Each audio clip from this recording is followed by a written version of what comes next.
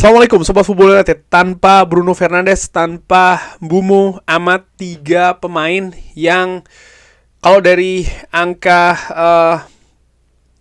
atribut data statistik menyerang Manchester United ya, 3 pemain ini adalah 3 pemain teratas dari komponen-komponen serangan yang dimiliki atau yang dilakukan oleh Manchester United.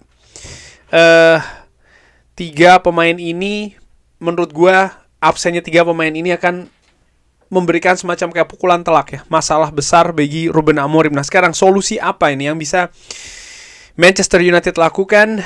Apakah merekrut pemain baru? Apakah memanfaatkan pemain yang ada? Seperti apa situasinya? Ada beberapa keadaan ya menurut gue yang mungkin akan diperbincangkan. Misalnya langsung saja nih, pertama, apakah Ruben Neves misalnya ini didatangkan 20 jutaan ya kabarnya, pemain yang punya pengalaman di Premier League bersama dengan Wolves. Dia kontraknya tidak diperpanjang di klubnya di Saudi Pro League, sehingga ada kemungkinan. Gue sudah pernah bahas ya terkait dengan Ruben Neves ini, ada beberapa faktor plus, ada beberapa faktor minus. Tapi kalau yang gue lihat, Manchester United dengan absennya, terutama absennya Bruno Fernandes dan juga Mbumo serta Amat, ini butuh keseimbangan dari sisi kreasi lini tengah, khususnya untuk menyerang ya. Dan gue pikir Ruben Neves tidak bisa memberikan jaminan bahwa itu bisa dilakukan menurut gue secara ringan amatiran. Bagaimanapun juga situasi misalnya Saudi Pro League dengan Premier League ini tidak sama. Mungkin juga kebutuhan ya, apakah dia bisa menutup kekurangan Manchester United di lini tengah misalnya.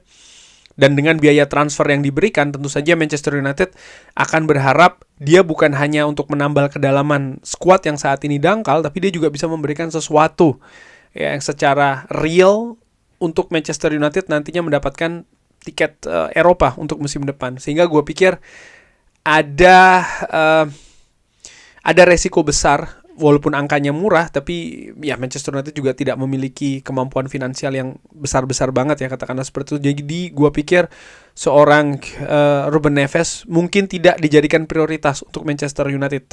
Bisa jadi seperti itu. Lalu ada juga beberapa yang mengatakan Kobbie Mainoo ya, Kobbie Mainoo yang memang diplot oleh Ruben Amorim sebenarnya untuk menggantikan Bruno Fernandes ya kan. Faktanya sebelumnya Bruno Fernandes nyaris tidak pernah absen. Kali ini Bruno Fernandes absen.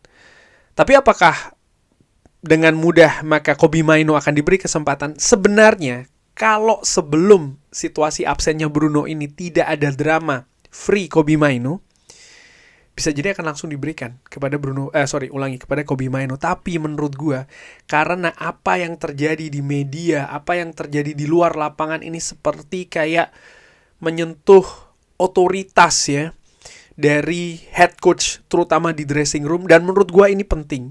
Ini ada karakter fundamental juga yang penting dalam skuad Manchester United. Tidak boleh ada sosok lain yang berkuasa di dressing room paling tinggi selain head coach.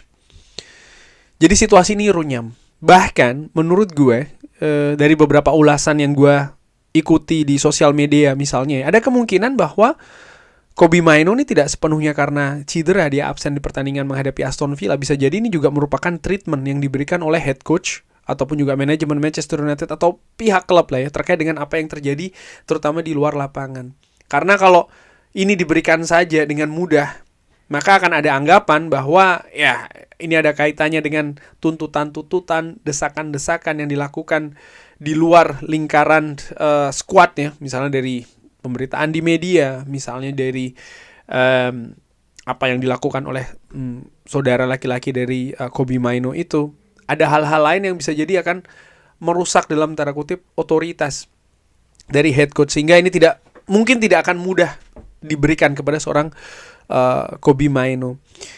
Jadi gue berpikir belum tentu juga nih secara otomatis Kobbie Mainoo akan diberikan kesempatan itu. Dan kalaupun ia diberikan, apakah Kobbie Mainoo juga bisa memainkan peranan yang sama dengan Bruno Fernandes, di mana karakter bermainnya menurut gue tidak sama ya. mungkin ada beda yang tidak jauh, tapi yang jelas tidak sama.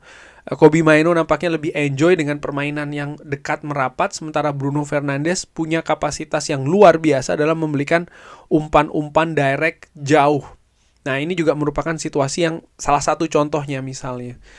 Nah, kalau bukan Ruben Neves, kalau bukan Kobbie Mainoo, lalu apa solusi yang bisa dilakukan oleh Ruben Amorim ataupun klub Manchester United terkait dengan kekurangan ketidakadaan ya, absennya Bruno Fernandes dalam jangka waktu kabarnya sebulan, bisa jadi sebulan lebih, dan juga pemain yang penting di lini depan, Bumo serta Ahmad.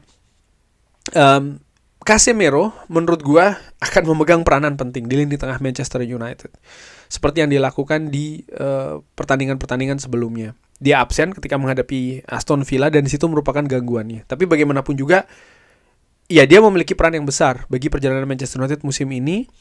Dan dengan absennya Bruno, maka peran ini akan semakin besar lagi. Situasi menurut gue tidak sama tanpa Bruno Fernandes. Pemain ini menurut gue nyaris tidak tergantikan ya. Faktanya demikian di skuad Manchester United. Maka harus ada menurut gue kompromi taktik ataupun strategi. Dan bisa jadi disinilah maka akan ada kebutuhan untuk mendatangkan pemain baru, bahkan langsung di bulan Januari. Tapi pemain ini juga ada ada keterkaitan dengan proses yang akan dilakukan Manchester United di periode-periode selanjutnya. Nanti gue akan ke sana. Gue menilai lini tengah tanpa Bruno Fernandes, maka daya kreasinya akan berkurang. Lalu fungsi apa yang bisa ditawarkan di lini tengah dalam sistem 3 back tanpa Bruno Fernandes yang menurut gue di Manchester United adalah 2 gelandang yang kuat dalam mengamankan lini tengah. Itu dulu. Jadi dari sisi atribut-atribut defensifnya ini kuat. Gelandang yang bisa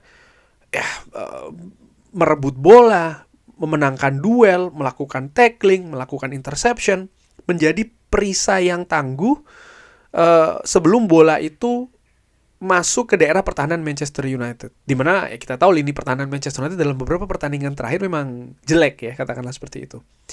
Jadi menurut gua fungsinya akan lebih ke sana nih, 2 gelandang. Nah, kalau melihat dari fungsi tersebut, Manchester United punya beberapa pemain walaupun dengan kapasitas kualitas yang berbeda-beda, tapi punya kecenderungan karakter lebih ke sana gitu ya. Ugarte bisa bermain seperti itu. Dan Lisandro Martinez yang memiliki menit bermain cukup banyak juga ketika menghadapi Aston Villa di posisi gelandang juga punya kapasitas seperti itu. Tapi baik itu Casemiro, Mason Mount, Mason Mount, Ugarte dan juga seorang Lisandro Martinez ini sama-sama kurang dari sisi kreativitas ya, kualitas-kualitas umpan, imajinasi, visi, tidak sama dengan Bruno Fernandes. Pemain yang tadi gue sebutkan, Mason Mount pun juga tidak sama karakternya. Nah, itu fungsi dari lini tengah Manchester United. Lalu bagaimana fungsi untuk mendukung lini serang yang juga dimiliki oleh seorang Bruno Fernandes? Di sini menurut gue yang akan memberikan perbedaan. Manchester United sangat mengandalkan lini kanan banget musim ini, sampai dengan Bumo dan Ahmad harus absen. Dimana Ahmad dan juga Bumo ini menurut gue semakin lama memiliki satu dan yang lain semakin paham, semakin padu bagaimana harus bermain. Nah, dengan absennya 2 pemain ini, sebenarnya kalau melihat dari apa yang dilakukan oleh Ruben Amorim ketika Manchester United ini away ke Villa Park, ada Diogo Dalot dan juga Mason Mount yang dipasang di sisi kanan. Tapi menurut gue menawarkan kualitas yang tidak sama. Bagaimana dengan sisi sebelah kiri? Menurut gue itu bisa dijadikan solusinya. Jadi Manchester United akan bergeser nih dari sisi kanan ke sisi kiri, dan dari situlah kreasi serangan Manchester United akan lebih bertumpu. Cuman syaratnya satu menurut gua, kualitas harus ditingkatkan. Dan dengan menaikkan kualitas ini, maka menurut gua pemain baru harus dihadirkan. Pemain yang selama ini atau beberapa waktu terakhir ini dikabarkan sangat intens ya, didekati oleh Manchester United.